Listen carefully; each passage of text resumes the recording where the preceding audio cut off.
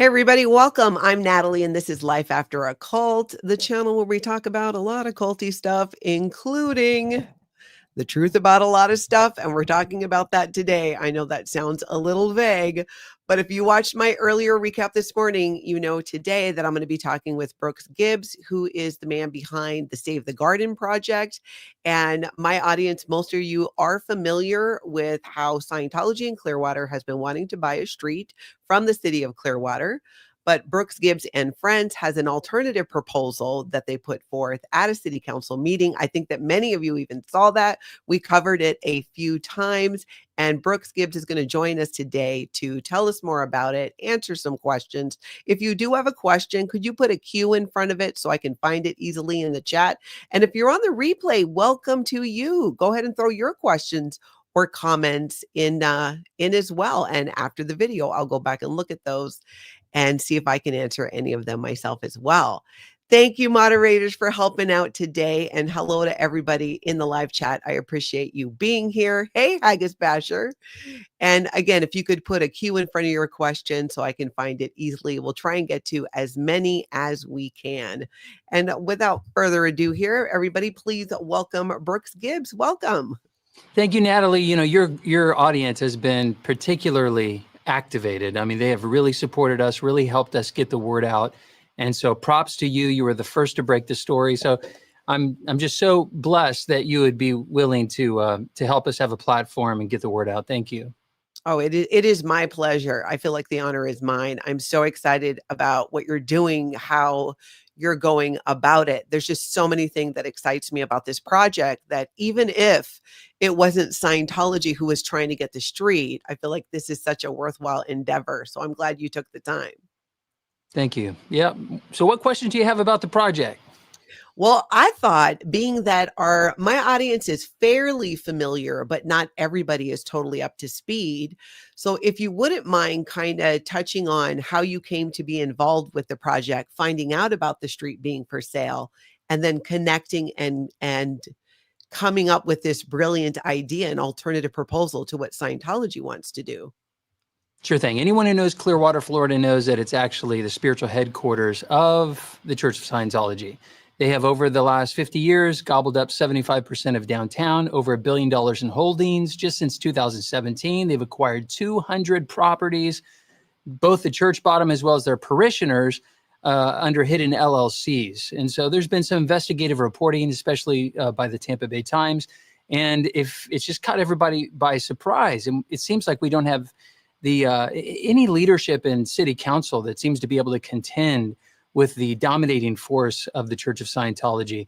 No one with the ability to overcome the coercive tactics of David Miscavige's, particularly Miscavige, because he's very, very effective. He's very, very powerful. They have a lot of reach, a lot of money, a lot of power. And we're a pretty small town. I mean, it's a wonderful town. So I moved here about 8 years ago, and my family, my kids are growing up here. My wife and I of 25 years have been married this year. And we love this town. We chose this town, Clearwater, because it's where we want to spend the rest of our life. And my wife is very, I guess you could call her an engaged citizen. She takes citizen classes. She leads some of the classes with her friends. She teaches people about the Constitution. She serves as on a case there. She's very sleuthy. And when she brought to my attention someone who's not political, not engaged that much at all, she said, Brooks, she calls me Brooks, that's my name. She says, hey, honey, can you do something to stop this purchase of Garden Avenue? I said, what are you talking about? She says, the Scientology is wanting to expand their property footprint and they want to gobble up this street. It's just one more property that they're trying to negotiate with the city council. I said, well, who do you think I am? Honey, I don't ever do anything like this. She says, well, just apply your mind to it. And I said, yes, dear. So I said, okay. So I decided to take everything she sent me. I listened to all the 3-minute kind of rebuttals or public comments that were in previous meetings. And everyone was complaining. And then boom, on March 17th, there was this gal named Barbara Sori Love, African-American woman, president of the Clearwater African-American Foundation here in Clearwater. And she casted the vision for what that street could be. She was saying, you know what, can't we reimagine? to honor the actual entrance to the Black business-owned community that was up and down Garden Avenue. She says, back in the day, a long time ago, before all this was here, it was a African-American community.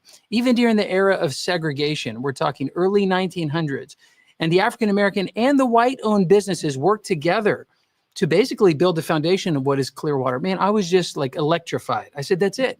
She may not have the knowledge to know how to submit a proposal. She may not have the money to submit a proposal. She may not know the strategic ways to submit a proposal. So I talked to my team and I said, let's partner with her to have her vision come to fruition. We called her up. She said, yes. We put together a proposal. And at the 11th hour, literally the last hour before all proposals were to be submitted, we entered it. It was received by the city council. It was respected by the city council, and they extended the decision to vacate the street to Scientology for 30 days, or actually is a little more than that, 5 weeks until the next city council meeting, where we can improve our proposal, we can secure and make sure that we have funding, we can make sure we're in line with the setbacks according to the property lines, and that has been an unbelievable whirlwind of activity every single day. So we have an architect, we have a park designer, we have a land use attorney, we have tons of volunteers getting petitions signed. We're doing events. And so we have activated this small coalition to really do our best to get a winning proposal for the May 15th decision. That is so much. And it is so impressive that you've been able to pull together a team like this. And I think it really speaks to the desire of people to have a park like that. And also the desire of the citizens to kind of want to stand up to Scientology, where many have felt, because I heard their voices at the city council meeting, many have felt that, which is the truth, that Scientology has bought up so many properties. And as a result, downtown Clearwater really ends up being empty and doesn't have that life and that spirit that if you go to like Dunedin or nearby communities. Has there been, well, first I want to ask you, have you had any interaction with Scientology prior? No, I know nothing. I don't have a dog in the race. You know, I'm a Christian. So first of all, that's my religion. I follow Jesus. I read the Bible. But I'm not anti-Scientologist. I'm definitely a live and let live, the freedom of religion. You know, everyone has the right to pursue and believe what they think is right and what their conscience guides them to do, I suppose. So I'm not anti, you know, which just makes me different. You know, I'm entering a world where mostly it's activism, you know, like yourself and Aaron Smith-Levin and others who really want to, well, they've been wounded, you know, they have stories of survival and they view it, as you mentioned, as a cult. And that's not my perspective at all. I just see this wonderful woman, Barbara Sori Love, who has every right to bid on a property that Scientology is also bidding on. She's a citizen, and she doesn't have the support or the wherewithal like Scientology does. And we would like to see the halting of the advancement of the property ownership of Scientology, taking away all of the buildings for the citizens to purchase and for business to thrive in. So, I mean, I was motivated to be able to say, hey, let's give this underdog a chance to really bid on it. And so that's my motivation, to respond to my wife who's asking me and inviting me to the challenge, listening to people who are saying there could be an alternative use, and then aggregating the necessary resources to be able to make that come to fruition. And I hope the city council takes us seriously. You know, I believe that after meeting with some council members, and including the city manager and the assistant city manager, there seems to be this apathy that I'm fighting. Apathy is like without passion, emotion, or interest, and like not taking it serious. We are serious. Mm-hmm. We are offering $1.5 million for this land. That's a serious offer. Scientology is offering $1.375 million. We're going to complete our project in 3 years. They won't complete it till at least 6 years. Mm-hmm. We're giving them more money. We're cutting it in half. And ultimately, what I would personally like is for the city to hold on to the property. I don't think the city should just give up the street. And they should dedicate that to a park and lease it to us for $1 a year, up to 1 billion years if they prefer. That's essentially what we're offering. This is a $1 billion agreement, or this is a $1.5 million agreement. We either own it or the city owns it. It's up to you, but we're going to put a park there dedicated to the African-American community and the white business owners that worked with the African-Americans to build what it is today. And it's also, we've mapped out a whole awesome, what we call memory lane. We're starting at Garden Avenue. You can actually go throughout the whole city through QR code technology and oral history videos of these people sharing what used to be here. And we're memorializing the downtown, because everyone agrees the downtown is dead. What do you do when something dies? You memorialize it. It's the only way to move towards a healthier future. And that's what we're trying to help city do. We're trying to help the city of Clearwater heal. Mm. That's a really great way of putting it. And when you kind of said it like that it just takes on a whole new meaning and purpose for doing it. What has been the feedback for you and your team? Because I mean, you have all been that, like you said, there's a petition currently that exists at SaveTheGarden.org, and that is for just people who are residents of Clearwater, correct? Well, anyone can sign the petition. We'd appreciate if anyone around the world signs it. There is a zip code, and that's where we can differentiate where exactly you are if you're in our county. But yeah, SaveTheGarden.org is the website that we purchased, that we built. We have a video there. We're working on episode 2 actually this week that's talking about 3 steps for healing Clearwater. And we're explaining how Save the Garden is the memorializing piece to accepting the harsh reality that this city has died. What once was is sadly no longer. And, my PhD is in social psychology, and I work with schools all over the world. I have for 25 years teaching them how to, endure hardship and overcome challenges and to have post-traumatic growth. I mean, this has been the passion of my life, to help people overcome hardships. It's my absolute favorite. And my favorite people are those who've been through difficult things like yourself, and still can be able to smile and say, I wouldn't wish that on my worst enemy, but I love who I've become, and you are stronger because of it. And so this whole concept of understanding grief is, I talk to people and they basically show 5 different signs, which are the same 5 signs of grief. First, you have denial. Oh, no, it's not dead. No, they're just gobbling up, like Walt Disney gobbled up secretly a bunch of buildings so that he could activate it and make a beautiful Disney World. Well, that's denying 50 years of evidence that they don't want to be hospitable. This is not a fun land for the whole world.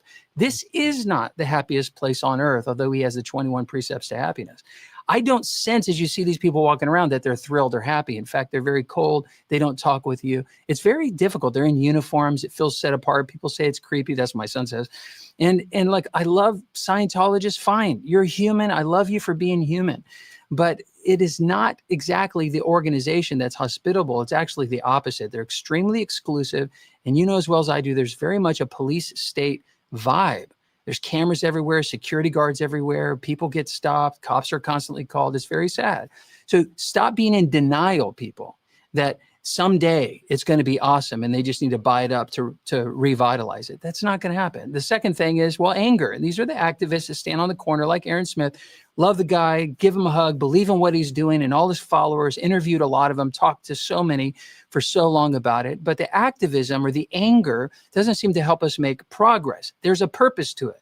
I believe in activism, but I'm more of an advocate, right? It's hard to find a happy activist because they're wounded, but you can find happy advocates. And I try to stay on that realm so we could work together, but anger is not going to work. The other thing is, bargaining, and this is where the city council is. The city council is trying to bargain with Miscavige. Maybe if we give up this Garden Avenue, then he'll activate the streets. Maybe if we give up the CMA lot, then he'll activate all 200 buildings. Maybe if we give this quid pro, and you can't bargain with them. Over 8 times since the last 50 years, city council has given something to get something, and they have not returned. So stop bargaining. And the final, the fourth stage, not the final, but the fourth, is depression. And that's where the vast majority of the Clearwater citizens are. When I talk about downtown Clearwater, they just throw up their hands. It's despair. They give up. They try not to think about it. They drive through on Cord Street to the beach with blinders on, try not to look at the flag building or anything around it, which is sad. But the fifth and final stage, which is the most healthiest, and any counselor will tell you, is acceptance. Unconditional acceptance. It is what it is. What's done is done. I'm not going to try to change it. I accept it for what it is. Now, how can I scrape up what's left of me and move on with my life? So the 3 steps to healing Clearwater is, number 1, getting everyone to acceptance. They're not a partner.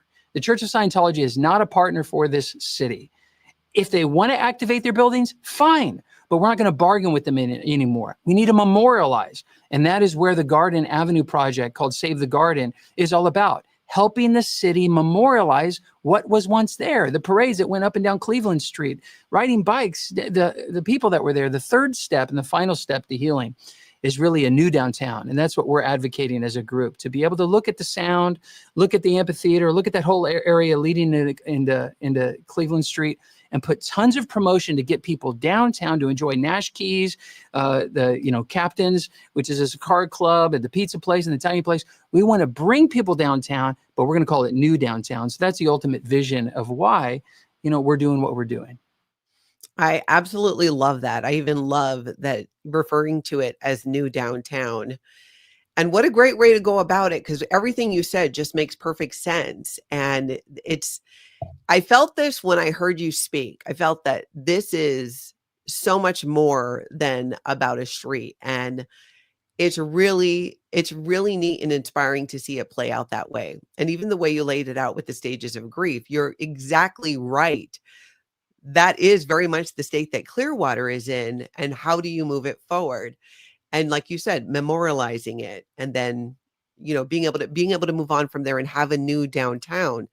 Have you, I would assume, but I want to hear, have you gotten a lot of, what's the feedback been like from the people in Clearwater? I saw the ones at the council, but you've sensed, and your team have probably talked to so many. Are you finding that most are in favor of?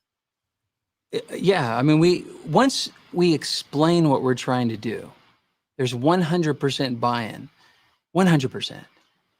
And it's just when people don't know what we're doing. I remember being there April 3rd and watching Aaron do his 3-minute thing and watching other people do their 3-minute thing. And there I was sitting in the front row saying, give me a chance to speak, because none of this is going to work to stop it. Mm-hmm. I need to submit the proposal. So they finally gave me a chance to submit the proposal. And even there, people had no idea what I was talking about. What is he submitting a proposal for African Americans? What's going on? Super confused. But once I was able to release the video and people were starting to share it, then they said, oh my gosh, this does make so much sense. We have to take a legal approach to contend with the Church of Scientology's advancement. Remember, one of their pillars for precepts for happiness is don't do anything illegal. Now, whether or not they agree with that or they do that on the highest levels, I'm not here to debate. But I do believe that they're not looking to do anything criminal when it comes to this property advancement. And if they are, believe me, we have attorneys who will be happy to respond. But as far as this goes and our role in it, we want to simply match them at their proposal. So the city now has to choose to Save the Garden, which is memorializing the African-American people that were here, or Scientology, who already owns most of it. And if I can help each council member, listen very carefully, if I can help each council member understand that it is a fool's errand to try to negotiate any more with the Church of Scientology. And this is a very rare opportunity to be able to say that precious land that's literally in the middle of their Mecca spot of the flag building, that is dedicated to our people. We have far too long neglected the people of Clearwater, and this is going to be dedicated to them. And we are no longer viewing Scientology's involvement or their promises as part of our future plans. We have to help the city memorialize and accept what was once here and then move on. They already spent $84 million in investments into the sound down the street. So the city is invested. Scripture says where your treasure is, there will your heart be also. So I think this plan that we're presenting speaks to the investment that the city council has already made. If I can just unpry them from the grip of the Scientology coercive tactics to promise something. It is so unhealthy. It's like being a kid and watching your mom in a very abusive relationship that's not functional. She's not thinking clearly, and you want to reason with her. That's what I'm trying to do with the city council, saying, guys, you've got all these kids, okay? And we want to enjoy our downtown, and we want to heal, and we want to be excited about the future. Stop messing with that. Those people, stop. We are ready to focus on the future, and this is our path, and the greatest way to do that is dedicate this strip of land to us, okay? That'll show that you're for us. Will you do that? It's amazing, and I can see how it would completely be a revitalization of the entire community, because you really hit the nail on the head on how the people who live in Clearwater feel, their apathy when it comes to Scientology. and to be able to give them hope. I mean, it even excites me because as you're speaking, I'm realizing, you know what, I've kind of been somewhat apathetic about it as well, because Scientology has been doing their thing and been in this position of power and control for such a long time in Clearwater. And there haven't been many that have really stood up to that. And what you said at the meeting when you first went up there, too, I completely agreed with. And you said, and what you said earlier about being more about being advocating for something instead of advocating against something. And I think that makes perfect sense as well, and is something that so many people can get behind, because at the end of the day, this really isn't about, it's about Scientology, but it's not about Scientology. It's not about, it's really about the control and what's been happening in Clearwater, and how and why the city council, after so many years, thinks that they can do the same thing and expect a different result. You're right. It's not about Scientology, but it is Scientology that actually unites all of us, because people have very strong feelings about the Church of Scientology. If this was just about the African American Foundation wanting to put in a memorial garden, I'm sorry to say that people would not be as interested or excited about that incredible past that I've been studying every day and every night, studying the incredible people that really founded our city. But when you say we want to stop and hinder Scientology's advancement, and we want to preserve land so that we can actually enjoy it as a green space, and we want to keep investing and protecting the rest of the lands that we have, and put in retail and shops so we can enjoy it, like Tony's Place at Nash Keys and the rest down Cleveland Street, everyone's like, yes, I would love to take my, visitors and the tourists and my family down and enjoy. One thing that really tripped us up early on is that because this was so last minute, when I mentioned that it was going to be dedicated to African American folks that helped establish the city, there were groups that were part of the African American community that knew nothing about this. And they initially got really upset and contacted the city council. And it seemed to be a feather in the hat of like a couple of our council people who said, well, you know what, the African-American community is not even, on board with this. Well, immediately, Barbara, who's in charge of the Clearwater African-American Foundation, and I immediately paid attention to that, reached out to these people, and we resolved the communication. That was the only hindrance that we had, is confusion of why would there be any involvement of the African-American community. And Barbara and I were able to help clear that out. So now zooming out, I would say we have the African-American support. We have the city of Clearwater. We're getting, hundreds and hundreds of petitions, and we're making reasonable sense to, I think, the public, especially via our videos. So I have great hopes that we'll be able to put our best foot forward on May 15th and them say yes to it. That's our hope. And you were saying that anyone can sign the petition. Is that, I just wanted to verify that. Yeah, because we want to keep everybody updated. So when you sign a petition, you become on our email list so that we can, we don't have a typical opt-in. It's a petition. That's like, we want you to sign that petition, and then we'll update you on how we're doing in progress. However, there's always a zip code element there, right? You got to put your zip code in. And so when it comes time to submit the petition, we make sure that it's only those that are in our county, and we isolate those. And we're also doing handwritten petitions. I was just out with Miss Barbara Sorry Love at North Greenwood Library with a little card table and signs. It was so precious. I just loved my time with her. And people were just walking down the street and we're getting petitions. All that is really, really healthy to get back to grassroots efforts to present to our city council that sits there up there on the dais and say, the people have spoken. Will you please bend your ear to what we're asking you to do? And they should honor that. I agree. There's a question from Poof 911, might be too sensitive. What did you think when Ryan suggested a park to honor the garden African-American neighborhood history should be in North Greenwood? So it's a good idea, but let's put it over here. Yeah. Well, I got a text immediately from my son, who's 18 years old. He says, that's modern day segregation. You don't say the blacks are not allowed here. Okay. That was such a bad line. Plus, he's also ignorant of what we were actually trying to say. We're not talking about North Greenwood, which was a wonderful African-American community that still exists there. We were just there petitioning. We're not talking about the Heights, which is known as Clearwater Heights. It's east of where downtown is. And it used to be called Mac Dixon neighborhood because he bought that property years ago. We're not talking about that. We're talking about the North and the South Garden Avenue community. This is one of three. So for him to say Garden Avenue community, which we're trying to honor with this memorial garden, is to be either in the Heights or in Greenwood, it just shows his ignorance, and he's just grasping. I feel bad for him. I don't know Ryan. I think I would be friends with him. I think I could be friendly to him. There's a lot of things that I like about him, but when I hear him reason, there's a lot that he doesn't understand.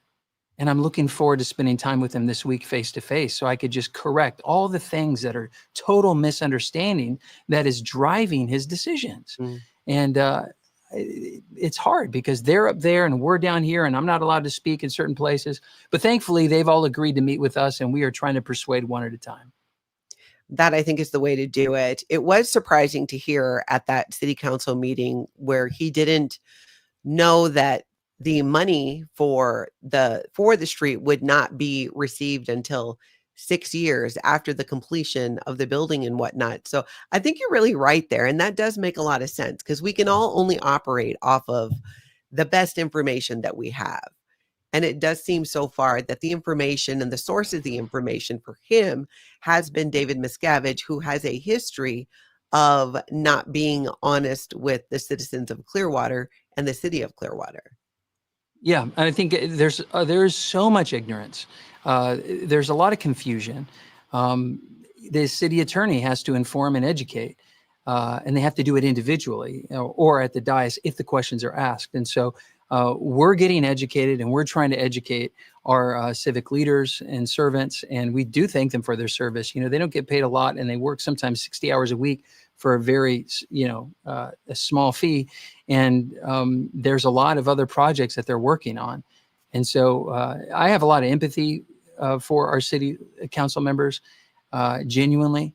And so we're trying to make it as easy as possible for them to understand the law, understand the options, understand the psychology that's working against them, that they may not even realize it. And not in a spirit of coercion, but rather just in like rescue, to be able to say, hey, there's a clear way to think, and we think we're providing wisdom. But that's the hardest part about this thing. A lot of people say, I don't know, let me check on it. What does Barbara, how is she feeling with this, just this huge amount of support and people getting behind this project, which she had just spoken about? Because you were just with her. What is it like for her going through this experience? She feels supported in more ways than one. She laughed because the same day that she met me, she bought an expensive pair of shoes that she was really struggling with. And she says, I don't know if I should spend this money on these shoes. And her friend said, go ahead and buy them. They're $100 though. She says, you need the support. And they were Brooks running shoes. And it was that day that I called her. And she says, Brooks, who's this Brooks? And she, she's a mystic like that. She's spiritual, right? She looks for God speaking in stereo. And that's how she's felt, supported, encouraged. She feels like she's got the energy to run. And we've been running with her and supporting her. So she's very excited. And she's been here her whole life, decades and decades of relationships, especially with the African-American community. And she's introduced me to many of her friends. And together we've been able to educate everyone that we're in front of. And we've gotten some incredible support. And her reputation is stellar. That's great. You don't want to partner with someone who doesn't have a great reputation. That's why I vetted her before we reached out, because I wanted to make sure if we're going to put all these resources behind her and really support this in partnership, I want to make sure that she is worthy of that. And she certainly is. Miss Barbara, I call her. And sometimes, just last night at dinner, I couldn't stop crying. And I have emotions, but I'm not emotional. And Jill's like, what's your deal? I said, I just keep thinking about Barbara and how awesome she is. And the friends that she introduced me, I have this whole new community through this project we've reached and we've learned from. And they have other projects that they want work on. There's other phase 2, phase 3, phase 4 projects that they desperately would like our help with. And if we could have a win here, we'll be able to maintain the momentum and help them with additional projects. And it really is a real win for the community because again, that word revitalizing, is exactly what it's doing. And when this first started out and I was watching the city council, when I first saw it, I thought, oh, great, a much better idea than what Scientology wants to do. Just don't sell the street to them at all, especially since no one seems to understand why they need the street because they don't to do their project.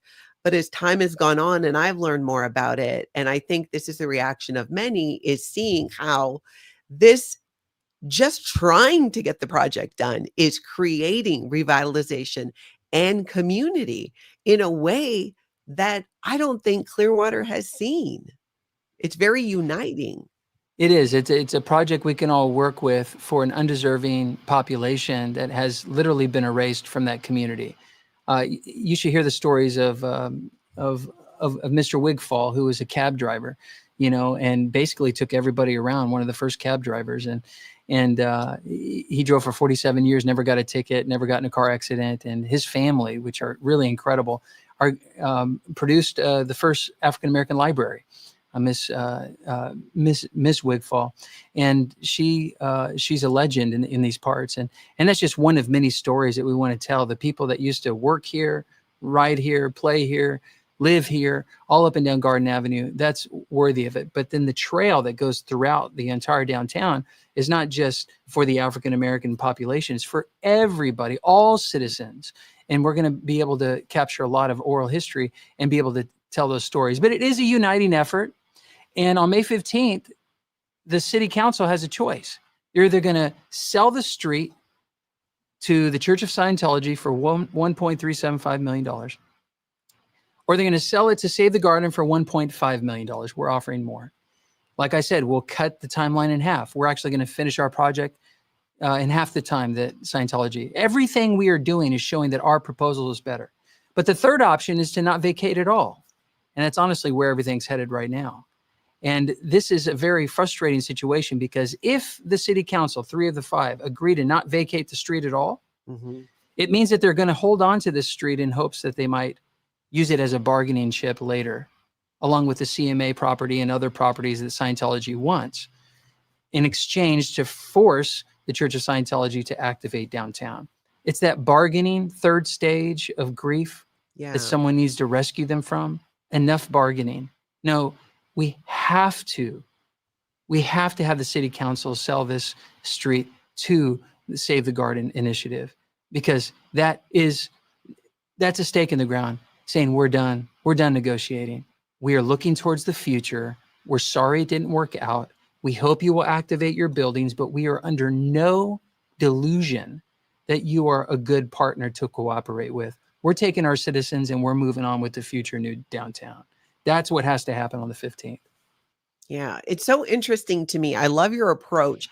Can you just say again what your PhD and your background was in? Because I feel like there's such a tie there, because no one's really looked at this that I'm aware of the way that you have with an approach. And I think that approach can be taken into so many other things.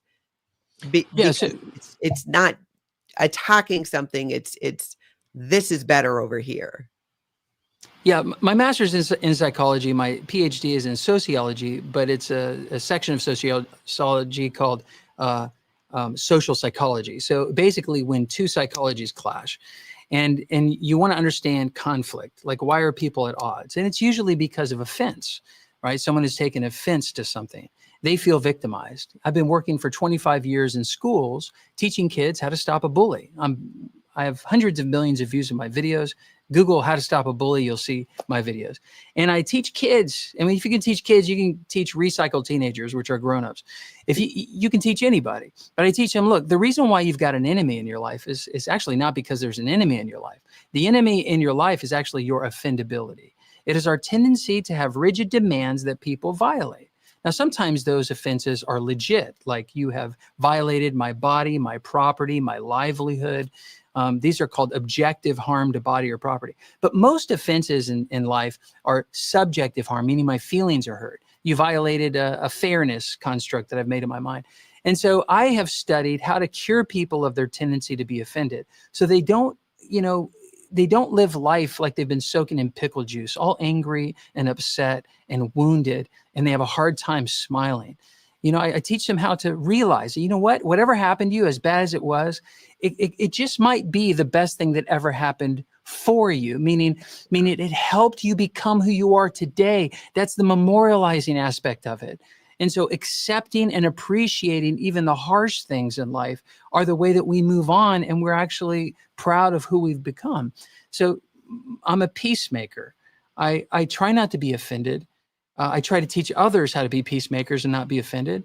But I also am a realist. If I see someone abusing or breaking rules or causing objective harm to people or a people group, well, it's time to act, not out of anger, hatred, or desire for revenge, but through the legal structures that we have available to us in this great constitutional republic to stop bad people from doing more bad things. And that's where the advocacy comes from.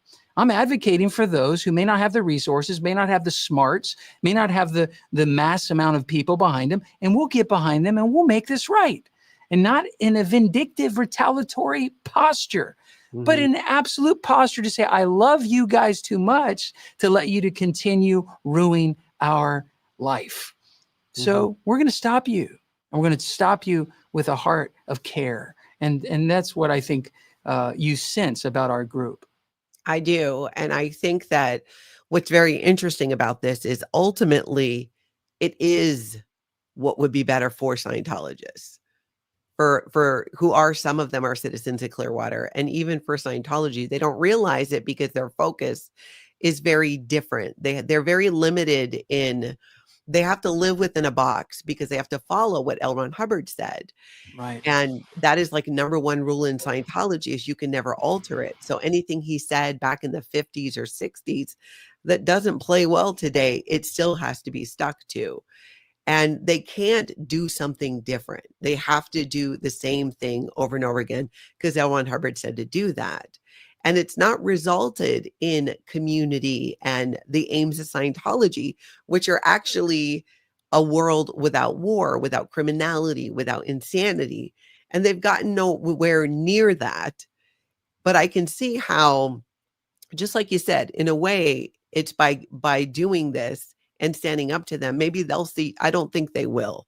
But my hope would be that, look at what can actually happen. Look how important the community as a whole is, where people would be so much more accepting of Scientology if they weren't so harsh with cameras everywhere and being so up in people's business and not being open and not being inclusive. That hurts them a ton.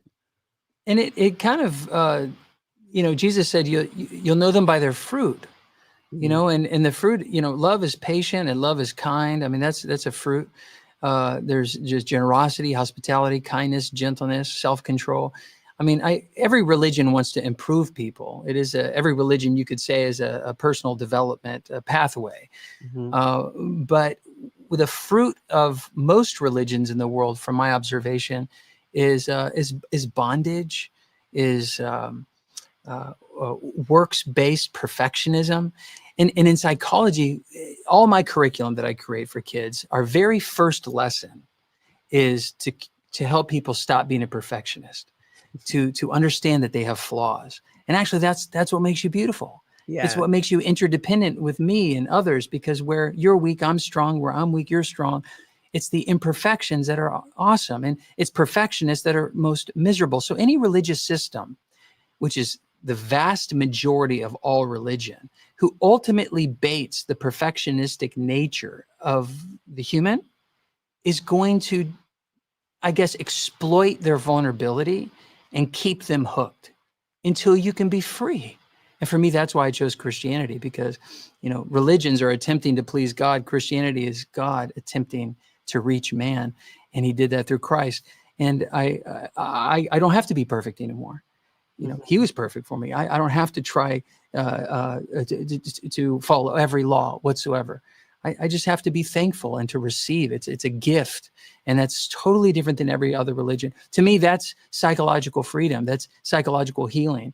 To be able to say, I'm not perfect and I don't need to strive to get approval. And every religion exploits perfectionism and approval addiction to keep you trapped. I don't want to see people like that. I don't. And our team, we're free from that. None of us are in that bondage. Mhm. We're all delivered from that. And so we want to see that for our fellow Scientologists as well, friends. We Yeah. want to be friends with them. Yes. And I think that that is very evident. Rochelle has a question. Has the updated proposal been submitted to the city council yet?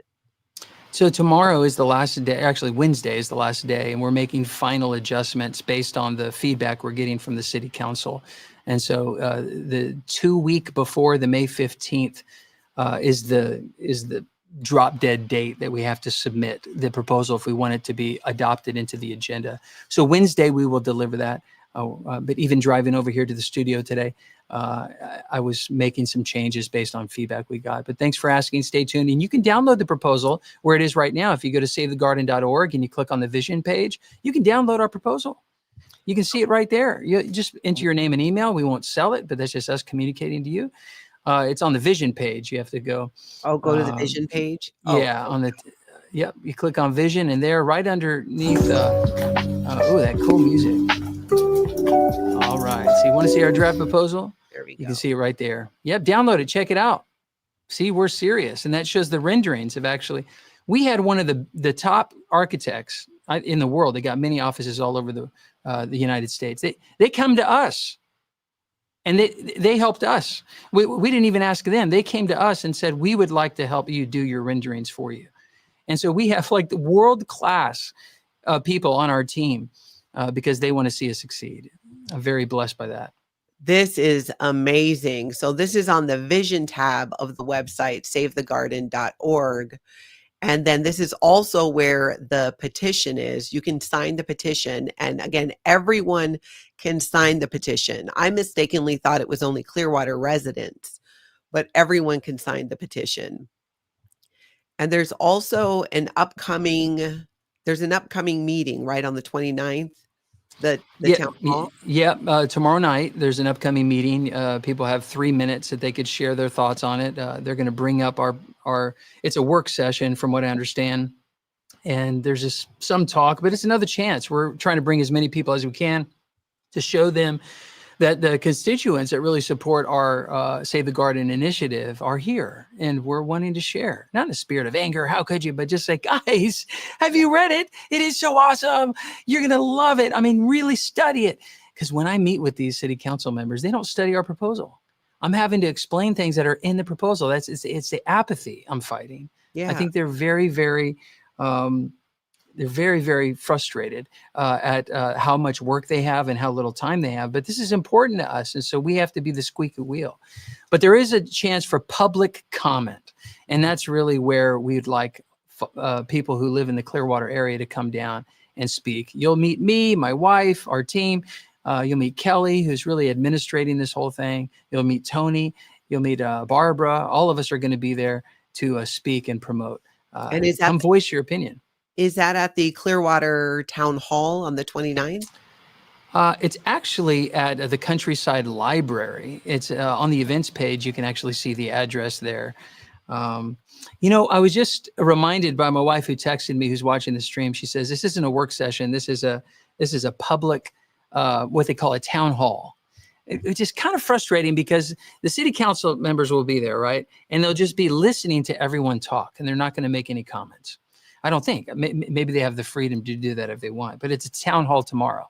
So do you see that? The quarterly city council town hall meeting is an opportunity for members of the community to provide public comment to the city council for 3 minutes on any topic, and they will listen to us. It's at Clearwater Countryside Library. There it is in Sable Springs Drive in Clearwater. That I think is going to be a fantastic opportunity for even people in Clearwater who weren't aware of the project, or even Scientology's desire to buy the street, now know about it, and word is getting out. And so hopefully a ton of people will be there. So people can go on the 29th to the meeting and speak for 3 minutes and share their thoughts about it. Yeah, and before you share your thoughts, read our proposal or read the website, Save the Garden, get familiar with it, and advocate for the garden project. They've had enough anti-Scientologists ranting. Yeah. Advocate. Try it, guys. Try it. It is way more effective in the psychology of the listener to be able to be for something. Because if they're not for something, then they're going to be really against it. right? So they're saying no to it. So we want to be for something and really put them in a position to see this is what the people want. Yeah, that makes a lot of sense. Abigail says, personally, I think they're terrified that if something like this comes to that space, there will be non-Scientologists in the area where L. Ron Hubbard Hall is going to be. Yeah, of course. And that's why they're wanting to close off all the area so they could have this moat type of protection, I imagine. But look, you're a welcome member into our town. And it's never going to be any other way. Mm-hmm. You're a welcome member into our town. We are not in your town. This is our town, and you're included. And I'm welcome, and you're welcome. But yeah, we are going to use the garden. It'll be private property, obviously, and we'll have, according to our board of directors, we'll have very strict things that can go on in that property. So we want to be good neighbors. We want to be really good neighbors. We want the, as you could see, we put a lot of care into what the hardscapes are going to look like, so that when they do build their park space and their, auditorium, if they ever get around to it, it'll look great. Everything will be pristine and beautiful. I mean, we're not looking to harm them. We're looking to have a place in our community and beautify the space and make it available to all people. Yeah, it makes so much sense. Northern Girl has a question. Will Brooks ever consider running for council? Seems to me that he'd be a prime candidate for one of those seats. That's what my mom would like to see, because she's tired of explaining to people what I do for a living, because it's really confusing. I write books and speak and everything. What I would say is I'm one project at a time. And I would say if I ever did anything, it would be with the team I have. Yeah. Because they are the completion of my brain, and I would not leave the team. The team would have to be with me. But no, I have zero ambition whatsoever. But people bring it up, and I'd say, well, you're not getting me, you're getting my team, and I just happen to be a good communicator and can help solve problems. But it's a team. But flattering, thank you, appreciate it. Mm-hmm. Kim is Blue has a question. Could you get the word out regarding the petition out on local radio and also maybe Bay News 9? We have hired, thanks to the donations that have been provided, we've hired a publicist team who went to Fox 13, we went to the news, went to Kelly and Kelly, went to, I have an op-ed piece being published in the Tampa Bay Times this week. I'm not exactly sure. We just had a meeting with our publicist team, and we're really, really pushing it. I'm meeting with you. I'm doing podcasts all this week, trying to get the word out.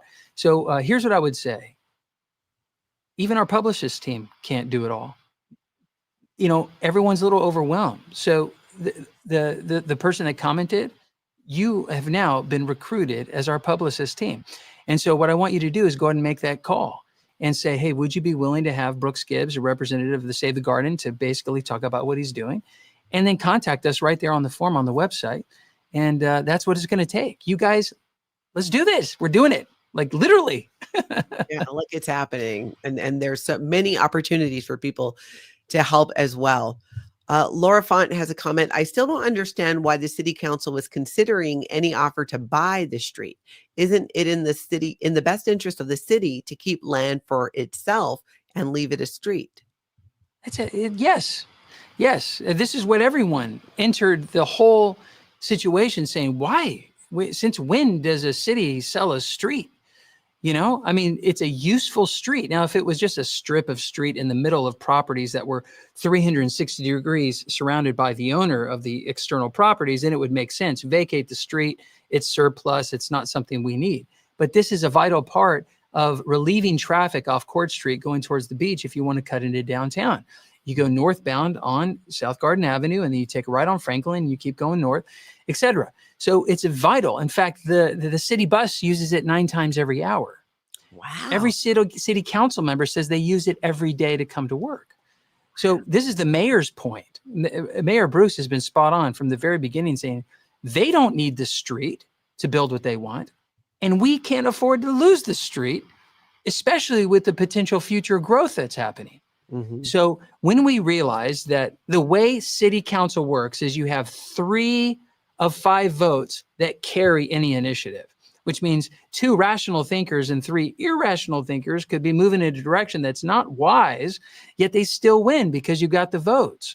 Now, bless their hearts, I know that they believe they're doing a good job. I just think they've not seen clearly. I just want to make that clear. But what we have done with our proposal, and you'll be glad to hear, is we've kept it a street. We've listened to the mayor. We've listened to the people. They're saying, I don't want that street to go away.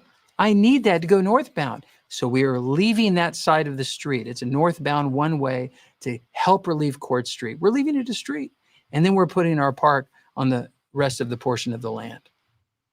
It's just genius. Norman Odkin says it's our constitutional right to have our community back in the city of Clearwater. It's their constitutional right to defend their lands. That's why we cannot give up land to a partner that has pushed citizens out.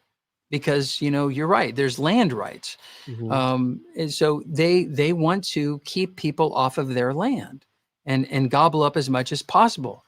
And that's the downside of being in the great constitution that we are in. What if someone with a lot of money gobbles up all the land? They have every right to push you out. And so that's why we need a counterforce. Scientology believes that there are only one partner for the city, and that's Scientology. They say if the city, speaking of city council, does not partner with the Church of Scientology, downtown will never be revitalized. It is critical. And I'm saying that's why we are a counter partner. We are a counter partner. And we are going to, with our think tank, with our growing board of advisors, to be able to offer alternative solutions that are pro-citizen to every move that the Church of Scientology tries to make. We're going to be there to be able to say, hey, but this seems to be more pro-citizen, and maybe there's an alternative, because they do need partners. The city council needs help. And so we're going to provide that. Yes, I have a feeling that even the city council will realize how much better this is for them. They almost seem kind of shell-shocked a little bit. A few of them, no doubt, with dealing with. Well, I got to say this: they want downtown to work. They have seen the beautiful 3D renderings, the videos, the gorgeous things that the Church of Scientology has produced to say, see what we can do, see what we can do. It's so beautiful. It's so amazing. This is what we want for the city. We're to heal the world. We're to bring sanity to insanity. We want Clearwater to be our first perfect city. And it's so intoxicating. I think, though, there's a verse that says, when you sit down to eat with a ruler, consider what is before you, and put a knife to thy throat if you're a man given to appetite. And what that means is when you have someone who has the power to give you all this glitz and glamour, you have to be very careful to not want their delicacies, because they will take from you. That's been on my heart a lot, especially with particular city council members, to speak in this way, to help them understand. You need to rid yourself of that desire, my friend. It is that desire to have what they're offering you in terms of delicacies that is exploiting your power to give them what they want. And it is, as Lena put it, one of our councilwomen, it's that forever carrot that is dangled in front that the city council for decades continues to chase. It is this sickness, this inability to acknowledge reality for what it is. And that's what mental illness is, by the way. Mental illness is the inability to adjust to a harsh reality. You're saying, this is not reality. Reality must change. You'll go crazy if you keep on demanding reality is different than it is. What healthy people do is they say, this is a harsh reality. I accept it. And I'm going to scrape whatever's left of me and work around it. And not let it destroy me. So I think what we're offering is a healthy way forward that is not intoxicated by the delicacies constantly dangled in front of the face of the city council. Scientology even does that to its own members. My family was 3 generations deep, 35 years in Scientology before I got out with 3 generations of my family. It took 2 years. And one of the things that was very apparent to myself and family members who left was that dangling of the carrot, that we're always told, well, it's just this next step. Or if you just pay this money to do this next step, that issue or problem will resolve for you. And that carrot, that goalpost just keeps being moved again and again and again.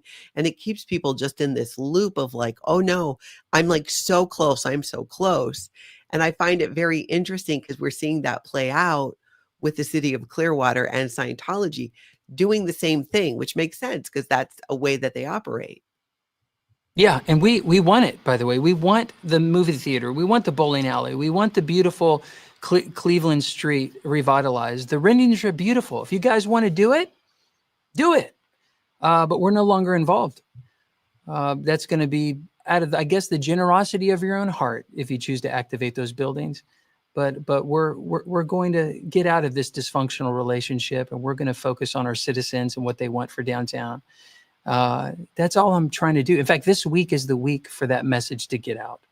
Mm-hmm. And it's a sincere message. It's not a mean message. I'm not trying to hurt anyone with this message. It's like come to Jesus meeting. You know, it's like, as they say, it's like, can we just have an intervention here and say, this is enough. Okay, enough. You're being manipulated. The hope for using something as a bargaining chip to get something from them is not going to work. And I see Mayor Bruce has definitely been in, I think more likely to be someone who can see that that negotiating with the Church of Scientology is a fool's errand. And I appreciate that. His leadership, his clarity, his wisdom, just being with him and hearing from him. And I was like, he gets it. How do we get the other four to get it? That there's no hope moving forward with the Church of Scientology. There is absolute hope, absolute of assurance of coming good with the citizens. Yeah, I would agree. Chris in the classroom is asking, are any of the council members part of the church? Could they be receiving pressure or coercion from the church?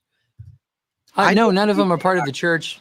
There may be, there's always, I guess, benefits, right, to doing deals with people. That's how politics works. It's the quid pro quo.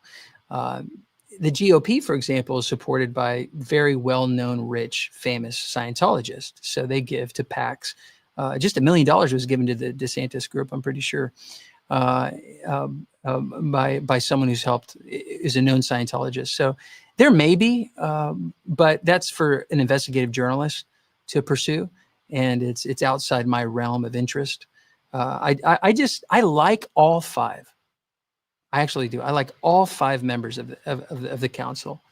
I really like them, and I've spoken with them, and they're in it for, I believe, the right reasons. There may be a little bit more ambition in one than there is the other, a little more servanthood in one than there is the other. But I see the value that they bring, and I just hope they have ears to hear. Yeah, I hope so too. I want to show people again, if you go to SaveTheGarden.org, that is where the petition is. It's also where you can donate to help to get all of these things done. And they also have events. So if you click on events, you'll see there's that town hall on the 29th. And then a save the date for a Save the Garden rally on the 10th. And of course, May 15th is when the council vote again. So the website is a fantastic resource for anybody who wants to learn more about that and who wants to be able to contribute by signing the petition or donating funds. Is there anything else that people can do to help or that you would recommend? Yeah, show up to an event if you're in the area. We have our events page, and that's going to be very important.